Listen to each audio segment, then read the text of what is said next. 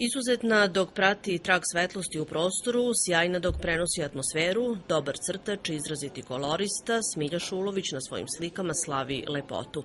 Impresionistička je ta njena težnja da u pleneru posmatra figuru koja i sama poprima osobine pejzaža i menja izgled prateći njegove mene. Umetnica slika bojom, povlači poteze različitih tonova koji sliveni u jedno daju finu treperavost i unose živost u likovne predstave Smilje Šulović.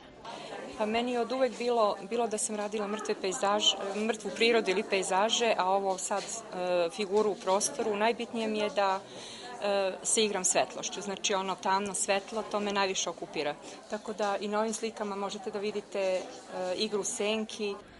Zaposlena kao bibliotekarka, Smilja Šulović svoj radni prostor neprestano puni slikama na radost korisnika biblioteke u staroj radničkoj koloni. Pa prosto to je nešto kad naučite ne možete bez knjige i bez slike. Jednostavno dugo godina slikam, već 15 godina intenzivno, a ove slike su jedna za drugom dolazile sama po sebi. Usamljena figura u prostoru, zamišljena u nekom svom svetu, oslikava trenutno raspoloženje autorke, kako nam je Smilja Šulović objasnila.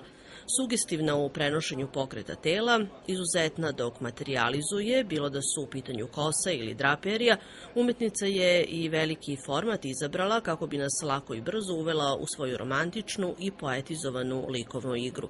Pomalo intimistička, po stilu bliska impresionizmu, priča Smilje Šulović privukla je brojnu publiku koja svakodnevno dolazi u biblioteku i prati razvojni put njenog slikarstva. I dok izložba nije bila postavljena, slike su nas u ovom prostoru dočekivale i ispraćale.